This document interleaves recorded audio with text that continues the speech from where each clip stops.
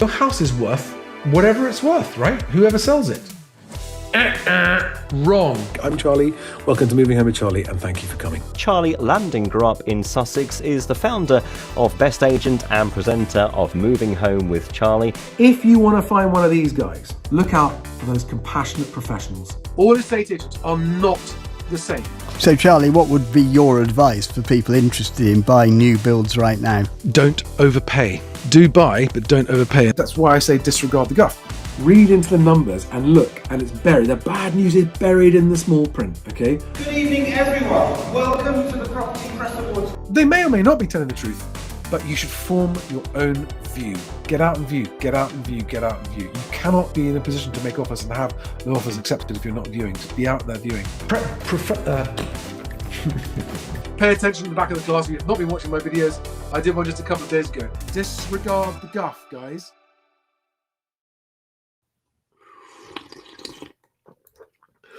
My children have now started having slurping competitions to see who can do the longest uninterrupted slurp.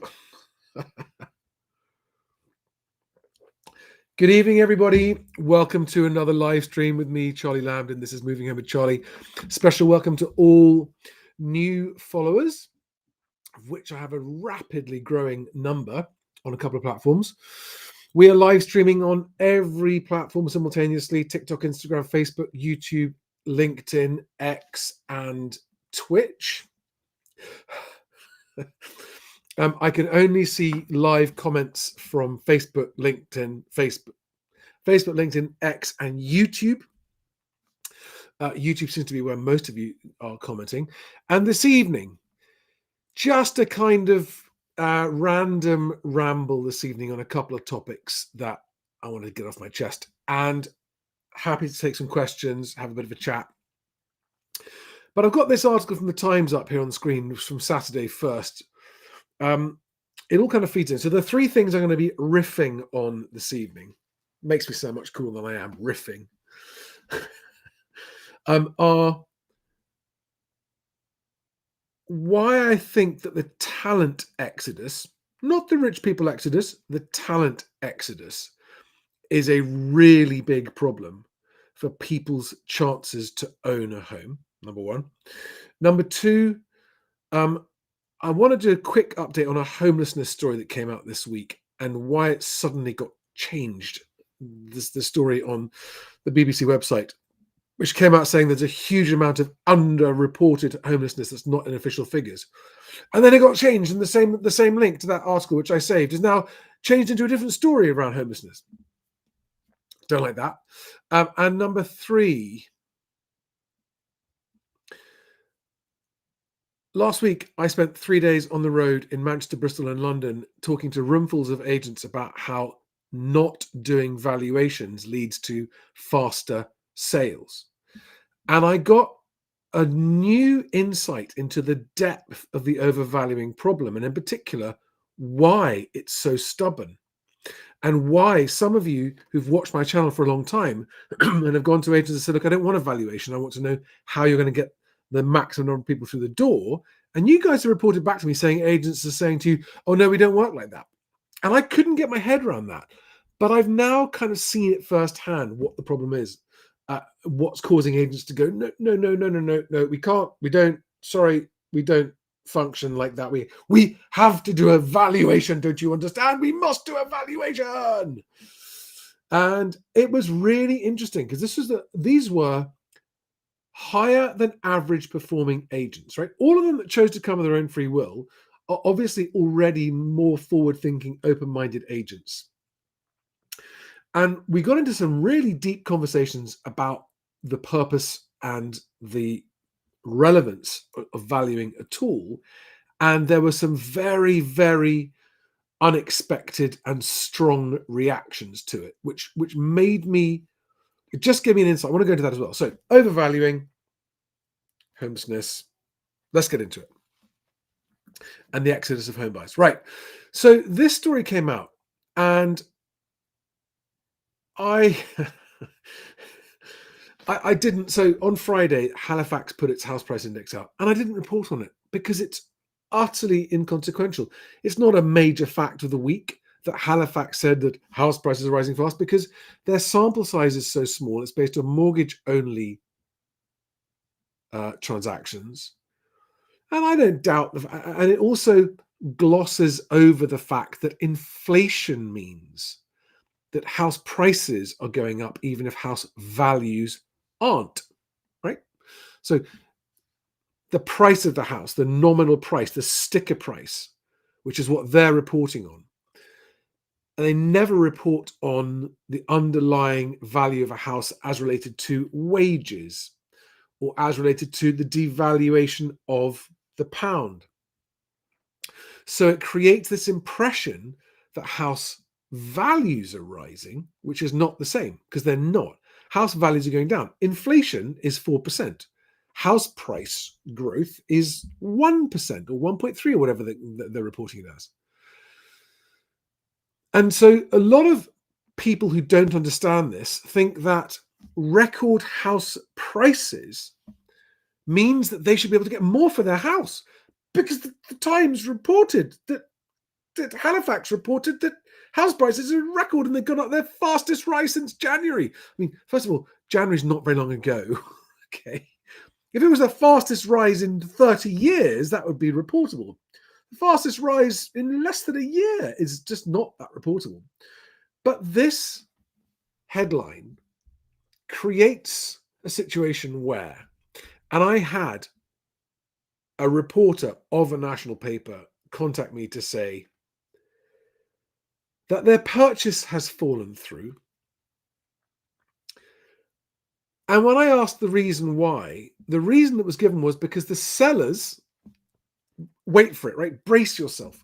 The sellers have decided to pull out of the sale to this buyer because they think, and I quote, they'll get more money for it in the new year.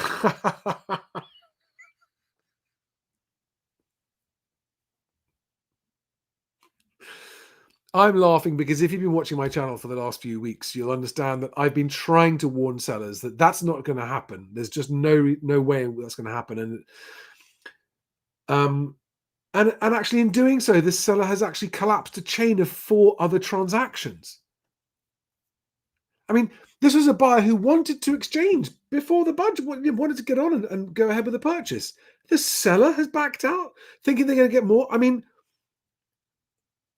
sellers, and you ask yourself, how and why could a seller think that's going to happen? And it is endless drip stories like this. Last Friday, I put out the Telegraph story where they had those sellers actually volunteering their story and saying, we turned down offers a while ago that we now wish we'd accepted. We thought if we waited, we'd get more for it. We were wrong.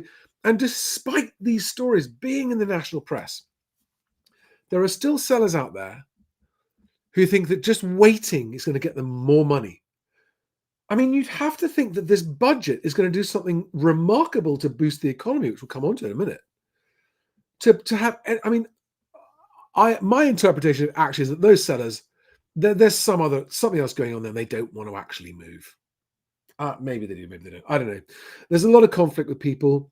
They think they need to move, think they want to move. Actually, they don't want to move. I've done that. I have been guilty of that in the past, going back quite a long time, about 15 years ago. I put a deposit down on a house that I thought was perfect that I wanted to move into.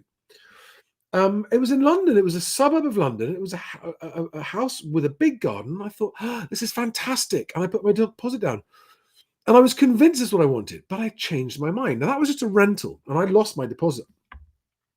The rental deposit I put down because I changed my mind. But people change their mind when they're moving, purchasing or selling as well. So anyway, that's the first thing.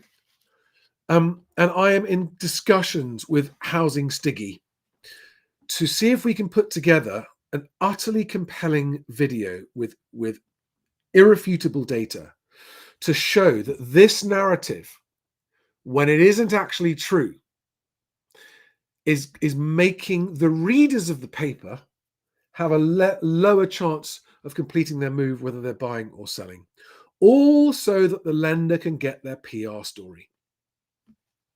Anyway, that's that rant number 1.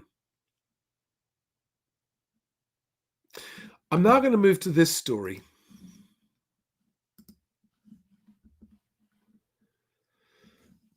This is a much more difficult story to push back against than the exodus of the rich. And I'm sure many of you who've seen lots of the arguing on social media about, oh, the rich are leaving in droves. No, they're not. Yes, they are. Oh, yes, they are. Oh, well, good riddance anyway. Oh, but that means that the rest of us are going to have to pay more tax. Oh, well, that's just because they're selfish rich people. Why don't they stay behind and pay more tax? Well, they're already paying more tax. Well, they should pay even more tax. Well, hang on, is paying more tax going to solve any problem? Is it going to fix public services? No, but they should pay more tax anyway. Because why? Because they're rich, so they should pay more tax. But they're already paying more tax. But history shows us that when you tax the rich, they leave, and actually governments end up getting less tax, and the remaining taxpayers have to pay more. Anyway, that circular argument's been going on and on and on. But this, which many of us already knew, because a lot of us that know people who are ambitious, people with ambitions to earn proper money so that they can, guess what, buy a home. And I posted this story on X, and underneath it, I had an absolute flurry of comments from people saying, yep. I know loads of people who've got great degrees. They're really bright. They're really switched on. They're really ambitious, and they are out of here. They're not even going to start their careers here. And that is very sad, very depressing, and has an impact on the housing market for a number of reasons, because these are people who would have been high taxpayers. They're leaving. They're not even rich yet. They've just come out of university. They've got student debts. They're currently in debt. They're currently poor. They don't have jobs. They are voting to leave the country and take their high skill and high ambition elsewhere. Good riddance, I can hear people saying. It's really bad news, because it also happens to be a negative input factor for house prices, because this demographic are the largest contributors to first-time buyers, right? The ambitious guys who want to earn well, and they want to be above the average wage. The real shock to me, I've always known that there are people who resent people who've done well for themselves. I've always known that. I've experienced it myself personally many times, even from people within my own circle of associates, people I know, friends of friends. I have experienced this weird kind of jealousy, vitriol from people just because you've done well, which has always been bonkers to me, until someone a while ago explained the psychology of it, which is people are only unhappy for you if you do well, because you're holding up a mirror to either their lack of courage to try something like going out on their own, or to try a more ambitious job, or their decisions to take a safer path, which means they've earned less money. Because why would anyone ever begrudge someone who's worked hard and done well? It doesn't make sense, does it? It's the crabs in the bucket thing. I haven't done very well, so I don't like you if you've done very well. Yeah. Now, I've always known that existed in England, but I never realized the extent of it. And I think the extent of it has grown massively in the last 5 years since COVID. It seems to be much more widespread. Much more widespread. Like,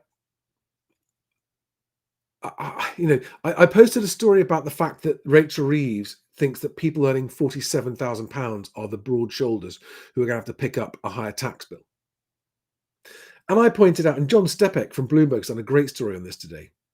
I pointed out that actually, if you're on 50,000 quid in the southeast, with your rent, you are worse off than someone on the median income living in the north. So again, it's like, it's not a fair blanket thing to apply, because living in the southeast, you're paying much higher rents. You're actually not better off than people on lower salaries living in the north. Generalizing, right?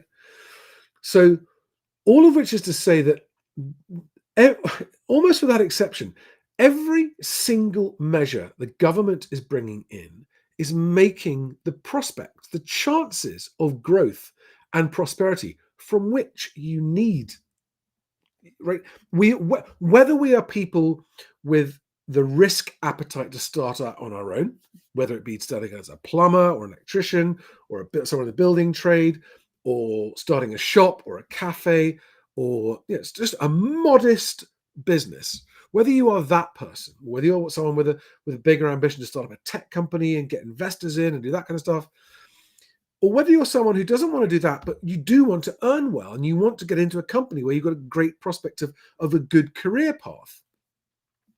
All of those things are necessary in order for there to be prosperity.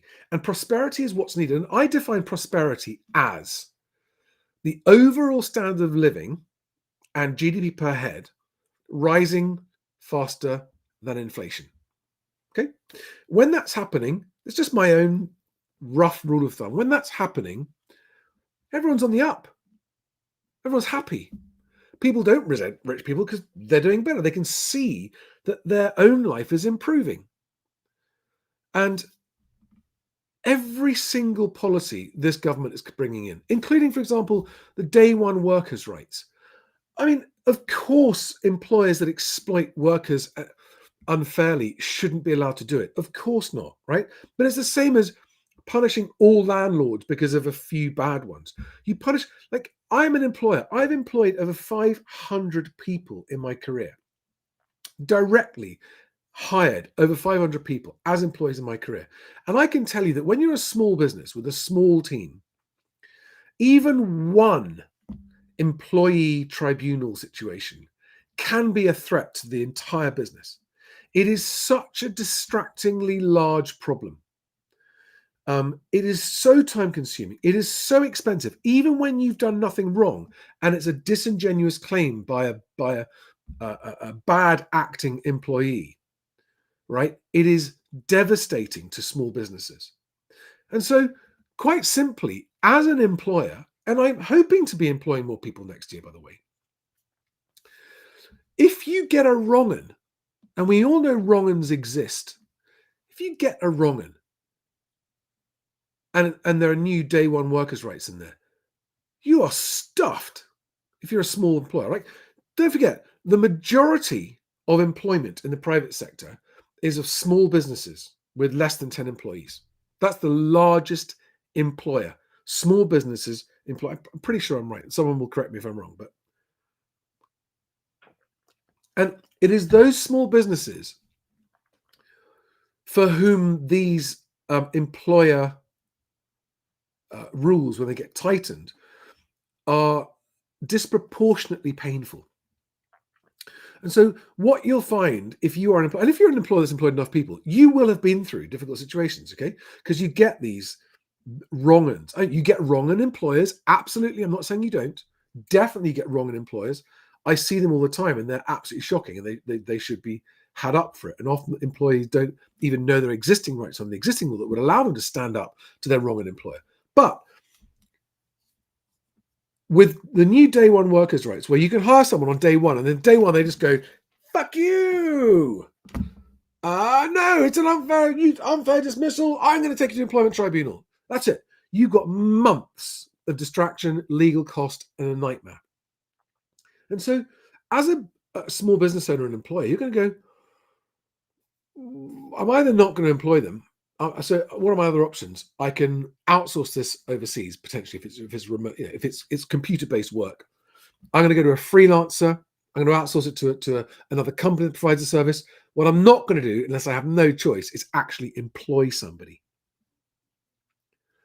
So this is just an example of the kind of policies that come out of governments that have no business understanding. Remembering, right, that my whole shtick, the whole purpose of this channel, the whole purpose of my career, the whole purpose of Best Agent, what I'm trying to do, right, is a home for everyone, to improve everyone's chances of owning a home that they can happily live in, happily ever after, safely, right, and affordably, without being rinsed to the last penny. That's the whole point of this channel. There's nothing political about this. I don't care if it's a Labour government in power or Conservative government in power or anyone else, right? If they are improving prosperity and improving people's chances of earning their home. And people think that me criticizing this government means that I'm right wing. No, I'm perhaps economically slightly right of centre, but politically, absolutely not. I am absolutely impartial, and I know I am because I get attacked by left and right. Okay, I just want everyone, no matter what your political persuasion is, to be able to afford a home. If you've got a job, you should be able to afford a home. I mean, it's that simple. If you've got a good job, like as in just a decent, ordinary, average paying job, you should be able to afford a home near enough where you work that you can commute and get to and from your place of work without it breaking the bank. That is the government's job, to create the conditions for that to happen. And they're failing. And we could talk about this all day long, but this is going to be even worse, right? This phenomenon of more young adults to leave the UK because of low salaries and rising tax burden. This is going to be a much bigger problem for the economy and for people's chances of owning a home than the rich leaving. And the rich are already leaving. They're leaving. I mean, this threat of exit taxes is just incomprehensibly stupid. It's going to switch off the tap of foreign investment. There's apparently there's a whole group of major investors, from tech investors in the UK, who are writing to Rachel Reeves to say, please don't do that. You will just literally kill all overseas investment because people won't want to put money in if they can't get it out without an exit tax. But I'm afraid, it doesn't matter whether you go back to the last Labour government of the 90s and the early noughties, or the one before that in the 70s. This is what they do every time. Without getting into the discussion of whether it's on purpose or not.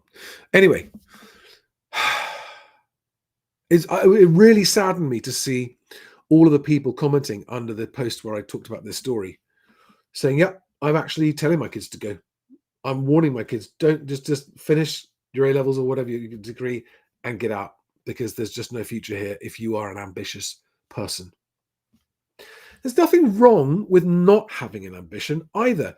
I know plenty of very good, hardworking people that they don't want to be. They don't want the stress of high pressure jobs, high paying jobs, starting a business. They want to go and do an honest day's work, get an honest day's pay, and be able to have a nice life. Right? Nothing ostentatious. Just go to work, get paid, come home, have a nice life, be able to afford a home. There's nothing wrong with that. That is good. That is being a contributor. Right? I am not someone who's saying everyone should be an entrepreneur. I'm not saying that at all. I'll tell you what I will say, though. If you want to have a chance of owning a home in this country now, your chances of achieving that without starting your own business are getting lower and lower and lower.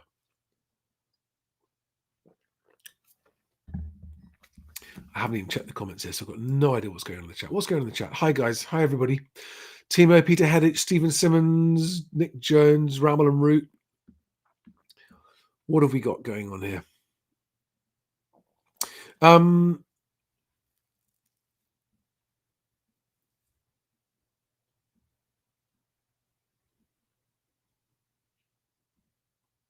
Yeah, I'll take some questions as well. You've got questions. I just wanted to cover this other story as well. Now, this is the homelessness charity called Crisis, being reported on the BBC. And whilst I have a major axe to grind and beef with the ridiculous so-called charity Shelter that doesn't provide any shelter, Crisis is not the same. Crisis does do a lot more, and I have actually volunteered for Crisis in homeless shelters at Christmas. And this story, the headline was 24 hours ago, that real homelessness figures much higher than reported.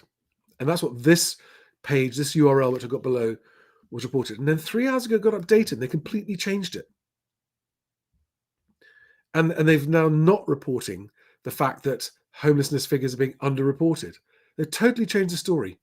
I don't understand why. This bit was here. Again, all of this is just to point out that this absolute homelessness surge,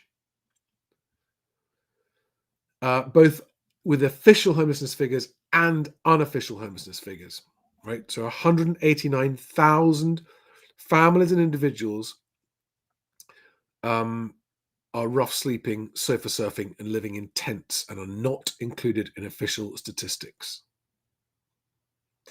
Because official data is based on people declaring themselves homeless to a local authority, which Crisis says does often not happen. And I just point this out because I have been, anyone who watching my channel for a long time will know, I've been pointing out for a long time that government policies are actually driving homelessness up. And it's underreported. So this article, if the BBC was doing its job, if the BBC was impartial, and we now know that it's not, it would point out that the number one causes are government policies leading to more and more landlords selling up. Okay. But all it ever does is blame Margaret Thatcher. But actually, Margaret Thatcher's selling council homes off to people so they could buy them to live in them. That wasn't the problem. It wasn't. It was the failure to replace them with new ones that was the problem. So it was a good idea that was then poorly followed up, sadly. And you're right. I mean, it did become the root cause of a shortage of social homes. But the original idea to let people own their homes wasn't a bad one. But we should have stopped the speculators being able to do it. So it's a bit of a random ramble. Right. Do we have questions?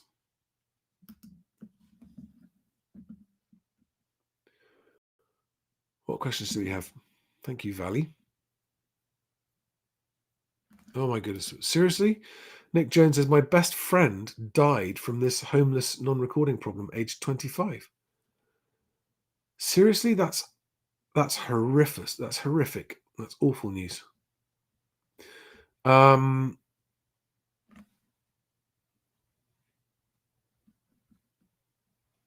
Just today, Rachel Reeves has done an interview on the BBC where she has all but confirmed she's putting up income tax.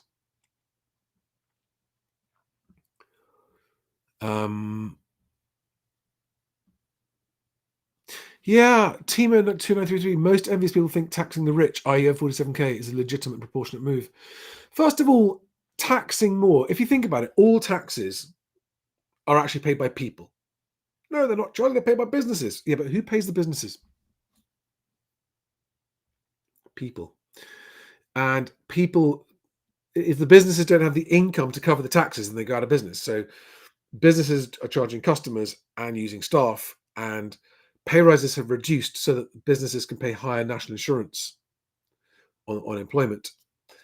So prices go up, salaries go down so that the businesses can pay their taxes. Taxes are all paid by people, not by businesses, by people. And the people calling for higher taxes don't understand that, because even if you are in the public sector, you are paying taxes and you're calling for higher taxes. And despite the fact that there is overwhelming evidence that shows that increasing taxes does not improve public services, mind-numbing numbers of people just blindly believe, well, if you put taxes up, the NHS will have more money and it'll magically fix its problems. If only, hey? If only. So the people saying that Britain is in an economic doom loop, I mean, actually, as you know, Stiggy and I have been talking about that for a long time and saying that for a long time. It's now being spoken about openly, by Bloomberg and the FT, and there's no longer any denial of it happening.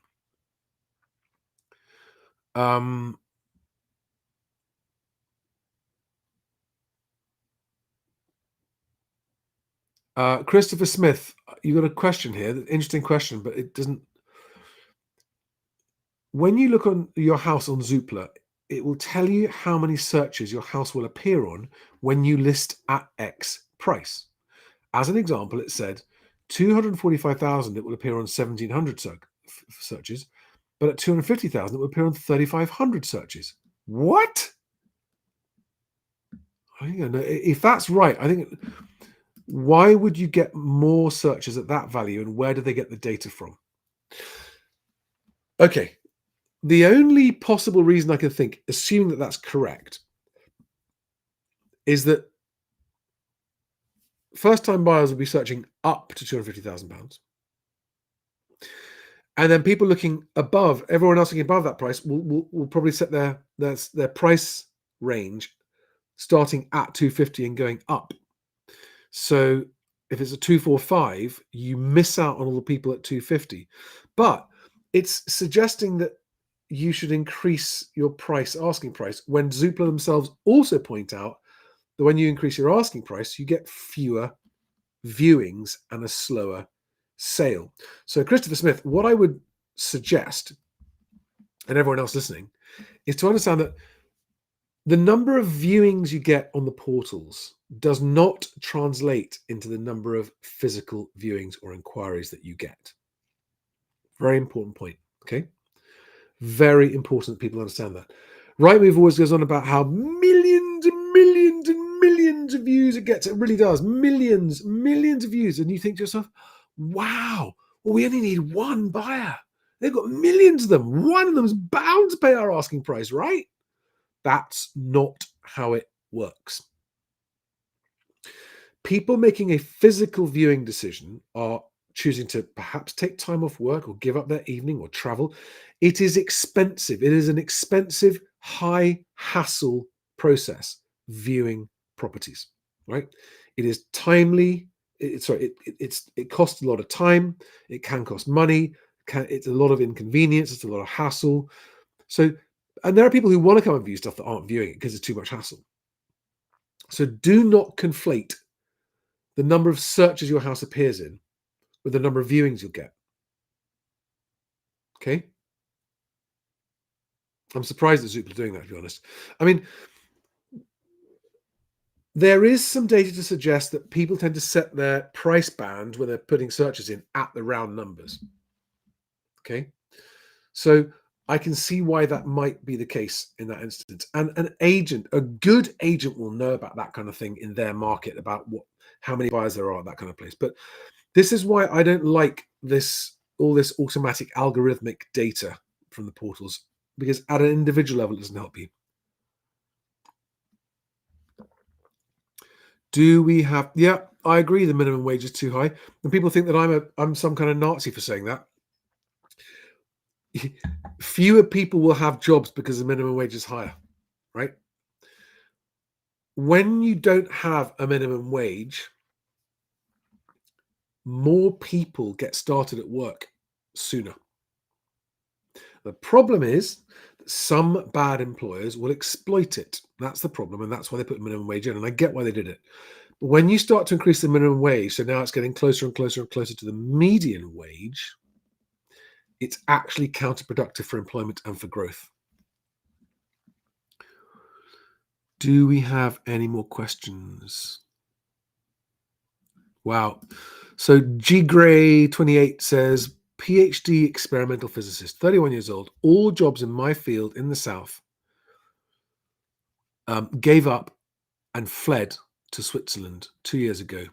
Rent is the same here as in Southern England, but salary much better. Never looked back. And Switzerland is a beautiful place.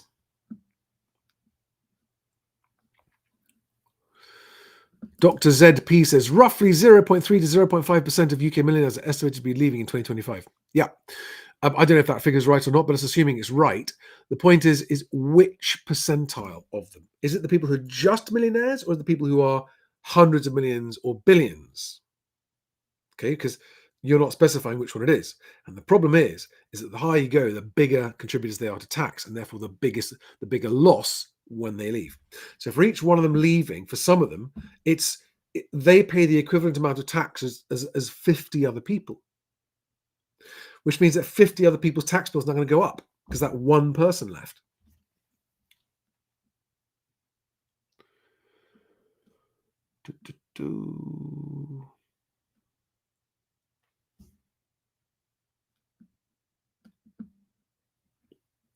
Yes, the focus has to be on wasted expenditure and less on raising more taxes right now. I agree with that, but there's no easy way to do that. That is never not a very painful ripping off the Band-Aid. But it's got to happen because we are all suffering for it. The Windy says, I'm a first-time buyer. I'm nearly nearly there. Nearly there. Good for you. Well done. It's been a bit of a journey to save while renting in today's economy. That reminds me.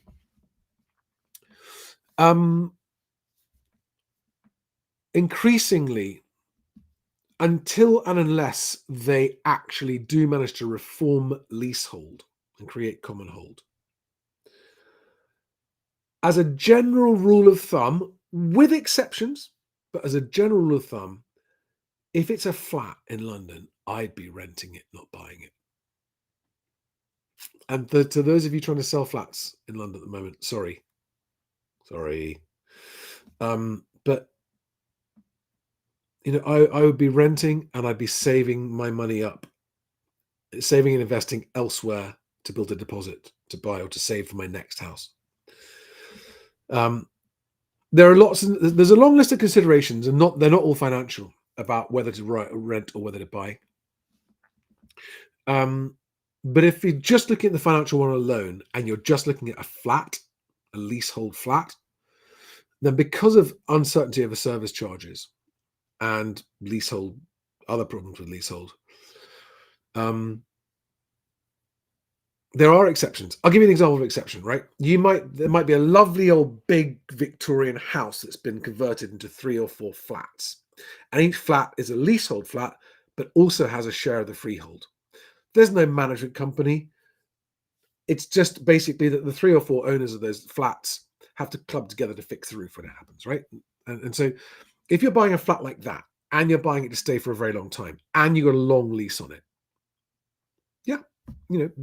and those kinds of flats are holding their value much better than if you go into a crumbling 1960s block, purpose-built block of flats with ever-rising service charges and more questions over the lease.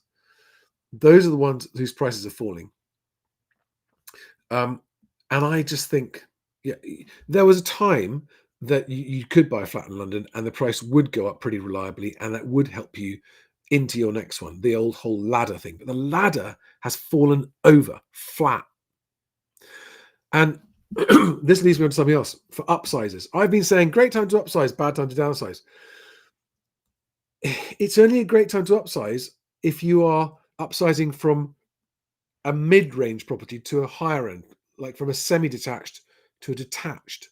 That is really great upsizing territory right now.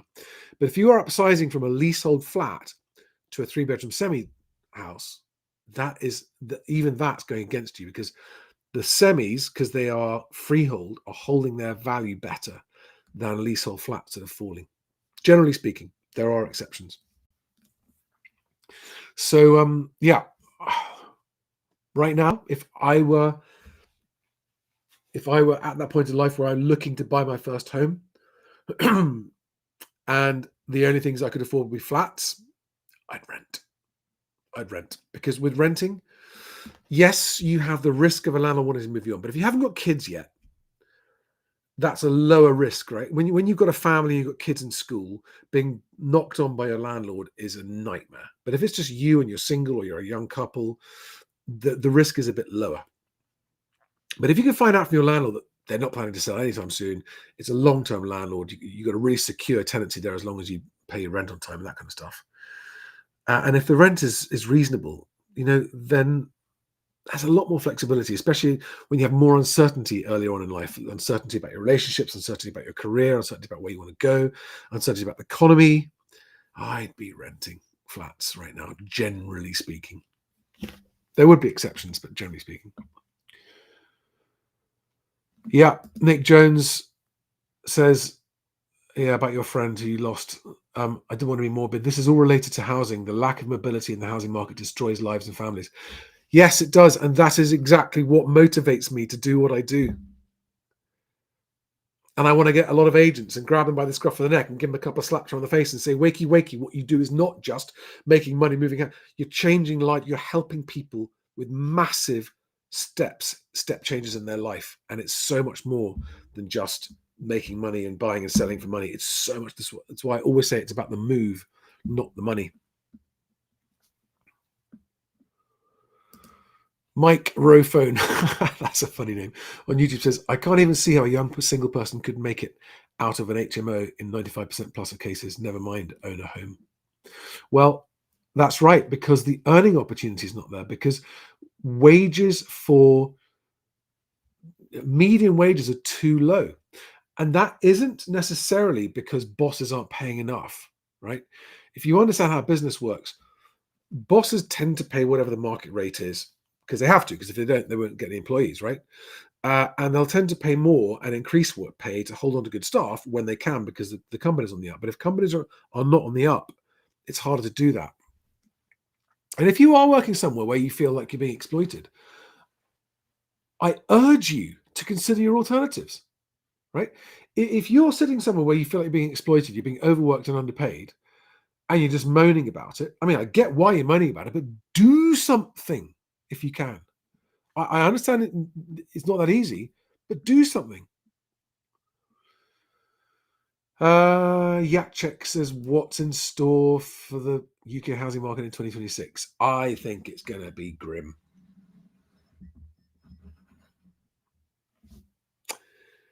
I haven't got to the overvaluing thing yet. AZZ on YouTube asks, Charlie, if you were a middle-income, middle-aged worker looking to buy a forever home and semi-retire, I'll go and live anywhere, either in the UK or abroad, where would you go? That's a good question. I'm not going to talk about where I'd go if it was abroad, but if it was in the UK, and if I could live anywhere. So I'm imagining that my middle income means I can work remotely. I would want to go somewhere rural with lots of nature around, within easy driving distance of a big town or a city. Where I had a view, access to the coast. That's what I'd do. If I was middle income, middle aged, and looking to buy and semi-retiring, that's what I'd do. If I was younger, I wouldn't. I mean, I think when you're younger, being in the city is fantastic. That's where it's all going on. It's where opportunities are. Going abroad, that's a whole other topic.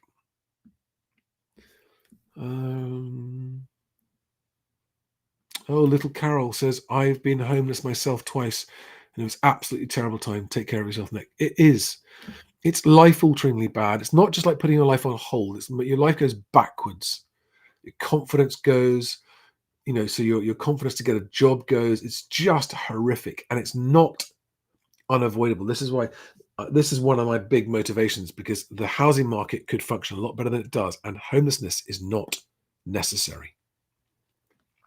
But the government and corporations and charities need to work more intelligently together, and the problem is solvable. And when Best Agent has the traction and the funding and the influence that I hope it will have, that is an area I want to try and catalyze major change. AZZ again asks, what are your thoughts on rumours to double council tax on Band G and Band H? Do you think it'll happen, and what impact will it have on downsizers, upsizers, and top of the ladder prices? I don't know if it'll happen or not. I haven't done any research on that. I have heard about it. If it does happen, it's going to absolutely continue to plunge those top end prices.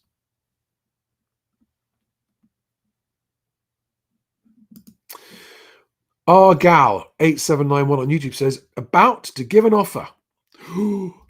Have your letter template ready. Cool. At the same time, I feel like the £399 ground rent for a London flat is a huge risk. It was completed in 2020, so before the new rules. You're buying a leasehold flat in London? I mean, without knowing what price you're getting it for, Gal, or what your offer's going to be, I don't know what to say, but I've just been talking about why I think buying leasehold in London is super risky. Why you're buying it, how long you want to stay, how much you're paying for it. But I mean, if it's an absolute steal and it's a bargain, and you're like, listen, at that price, I'm prepared to take the risk, then great. But 400 quid a year for ground rent, it's 35 quid a month, isn't it? It's irritating, but not bank breaking. And yeah, again, what they're going to do with the leasehold reform, let's see.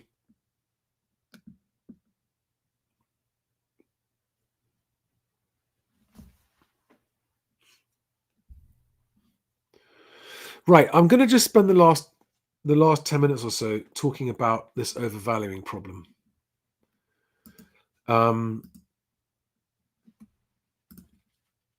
So I have just spent the last week in all-day conferences, 3 days last week, with agents, none of whom I'd ever met before. They were all complete strangers to me. They all traveled and they came and they brought colleagues, and I discussed the success of the Carrington's project, the No Valuations Carrington's project, and the fact that it's absolutely slashed their transaction times well below half the time of beforehand. They so far still have 100% success rate. Nothing has yet fallen through, right? The whole of this year. They're achieving multiple bids on each property, so they're giving the sellers confidence they've got market prices. But the key to this process is that it starts by saying to the seller, no, we won't give you a valuation, right? No valuations. And the body language and the facial expressions in the room and the questions were just, but we can't get our heads around this, because all sellers want valuations. And how can we possibly go and win business by starting out by not giving the seller what they want? And I tried to point out that they only want a valuation because they don't want to have to wait to find out how much they can sell their house for. They want you to tell them now. And we discussed and backwards and forward, and I argued about the fact that actually, if you think about it, under the Carrington's process, the best agent no valuations process, Carrington's is giving the seller the answer to that question, a bankable answer to that question, within 5 weeks of instructing them, which is much faster than you find out the other way when you give them a valuation first.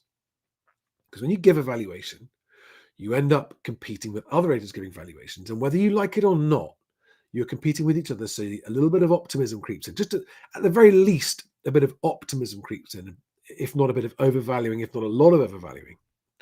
And so the moment you do a valuation, you don't want to disappoint the seller with a number that's too low.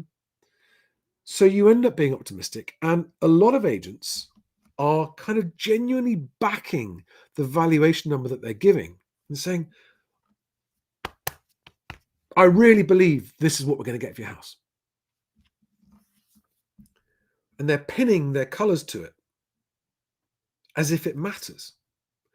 And this is leading to the situation where agents are rejecting offers, apparently.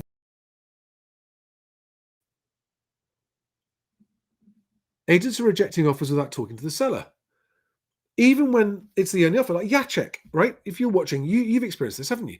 You're the only offer, and the agents are rejecting it. And what I have learned in the last 7 days is that there is a newer generation of agents who have, in good faith and with the best of intentions, pinned their professional self-worth to their ability to give good valuations on properties and then deliver against them.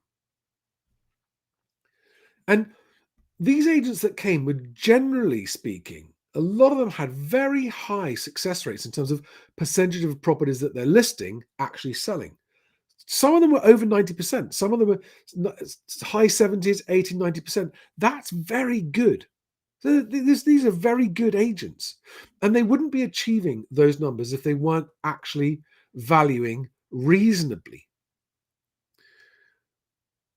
And no matter how much evidence I showed them that not giving a valuation and saying, look, we will know in 5 weeks' time how much your house is worth, and you will be in a position to go off looking at other properties with an accepted offer in your pocket, knowing what your budget is for your onward purchase, rather than going out and looking with a provisional budget that's optimistic you're going to have to lower it later, that's actually not going to help you find a new house.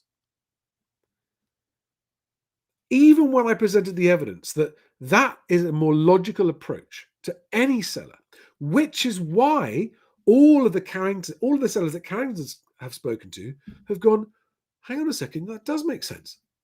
Yeah. So you're telling me that either I wait 5 months with another agent and hope to get the number that they put on my house, or I go with you and in 5 weeks I know. But even though I've got the evidence that that is what happens and that sellers would rather accept 5 weeks of not knowing what the value is going to be, but then knowing that they're going to know, than accept 5 months of wondering and maybe or maybe not getting the value they were told, and then maybe or maybe not the transaction going through. So to me, that is incontrovertible evidence that not doing a valuation at the start makes more sense for everyone concerned. And when you ask, well, hang on a second, but then they don't know what their onward budget is. Well, they don't when you give them a valuation either, because that's just a guess. Even if it's a well-intentioned guess, it is still a guess. And some houses will sell for more, some will sell for less, some might sell for the amount you want, but it's taking longer to do it that way. And so one of the agents came up with this question. So, and he was, so the Carringtons, the guy that runs Carringtons was there at this event answering questions. So that the agents could ask this other agent, okay, you're saying you've done this. How are you doing it? How does it work? And he explained it to them. And so one of the questions was, and this was the most asked question, but how do you come up with the launch price? And the answer to that question is, well, you have to actually be skillful because there's no formula for it. So Carrington said, we can't answer that. There isn't an X% below a valuation because there isn't a valuation. There isn't X% below a market value because there isn't a market value until you've got offers on the property. So you've got to take each one on its own merit. That's why it takes them 2 weeks to work out the launch price of a property, to make sure that they then sell it within the next 3 weeks. And some of these agents were going, but I don't know how to do it. I don't know how to price it. I don't know how to price it. And it suddenly dawned on me that a lot of these agents are relying on data prop tech. They're relying on technology and algorithms to give them so-called market value, whether it be Rightmove, whether it be Zoopla, whether it be all these other data packages that they've got, so that they don't actually know how to value. As in, they don't know how to make their own objective assessment of how to price a property so that it sells. And I've had, since the events, I've had agents emailing me feedback going, look, we love everything about this except for this no valuations part. We can't get behind that. And even when I'm presenting to a lot of these agents, there's cold hard proof that not doing a valuation results in a much faster outcome, with multiple offers competing with each other at over the launch price, so you know you've got market value. And so the seller has certainty, multiple offers to fall back on, and knows what their budget is to move on. And I still cannot get some of those agents. Some of them have got it. Some of them have gone, pennies dropped. This is amazing. Some of them have gone, I can't. And it's because they've spent 10, sometimes 20 years putting immense efforts into justifying valuations. And they're struggling to come to terms with the fact that that's not necessary anymore. And I'm listening, some of them got defensive and go, well, what's the point of us? Aren't we here to tell our clients what they're going to get for their house? No. You're there to create a market for the house and let the market decide what they're going to get for it. And I say that an agent should never say to someone, oh, I know how much your house is going to go for, because you don't know it. You don't know. You might get lucky, you might be right sometimes, but you don't always know. Sometimes it will go for more, sometimes it will go for less. And what you should say is, I don't know what your house is going to get. I don't know what the market for your house is right now. What I do know is how to create a market for your house and to find out very quickly exactly what your house is worth in today's market. That is the job of agents. And when agents give you, oh, the market's really bad as an excuse, an agent's job is not to only sell houses when the market's good, is it? An agent's job is to sell a house. People need to move. Births, deaths, marriages, and divorce, and relocating for jobs have nothing to do with what's happening in the housing market or the economy. All of those reasons for moving, all those 5, right? Births, deaths, marriages, divorces, and job relocation have nothing to do with house prices or the housing market. And everyone moving for those reasons needs to move whatever the housing market is doing, which is why an agent has to say, our job is to get you moved at the best price that the market will pay for your home right now. We don't know what that's going to be. We're not going to guess.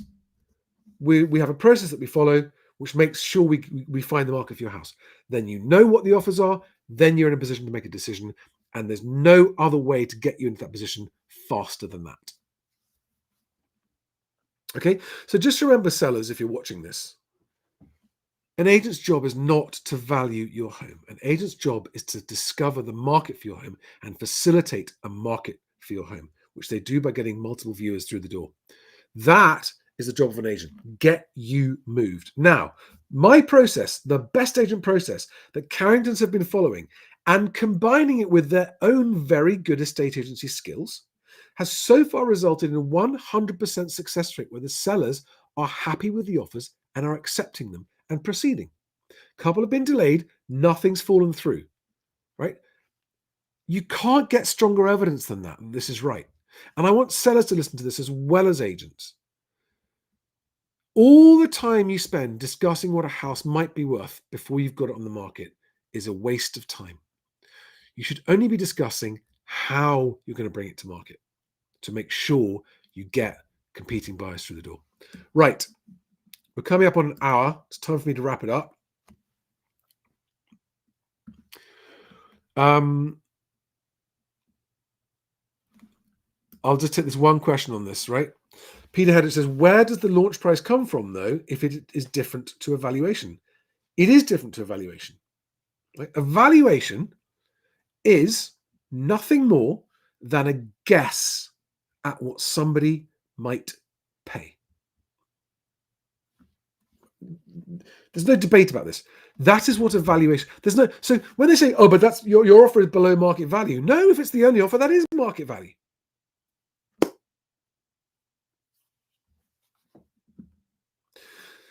So the launch price has a different job. The launch price has nothing to do with what you sell the house for, and this is what a lot of people struggle with. The launch price's job is to create a market for the house. As soon as you've got competing bidders, the launch price gets ignored. And the competing bidders are bidding against each other and themselves. That's it.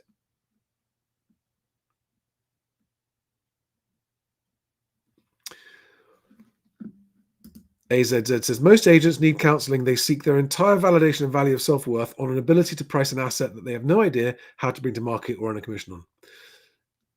Yeah, most, yes. Not all. There are some good ones. Right. Guys, I've got to go. Please remember, if you're selling, get a conveyancer first. mhwc.co.uk/conveyancing to talk to one of my two fantastic conveyancing partners, Thomas Legal or Sweeney Miller, if you're in the north. And make sure you've got a mortgage broker, whole of market independent mortgage broker. I've done videos on why this is important. Even if you've got a good quote from a high street bank, you've got to check out the different mortgage conditions there are. Talk to my guys, mhwc.co.uk/mortgage, and property packs as well. If you're a buyer or a seller, because some sellers are now getting property packs on their property to make them sell faster, or a buyer, mhwc.co.uk/property-pack. And if you're not getting my newsletter every Friday, mhwc.co.uk/newsletter. Everybody, thank you for watching. If you're new, go and look for my Charlie's 10 Golden Rules of Home Buyers, Charlie's 10 Golden Rules for Home Sellers. Start with those videos. I'll see you on the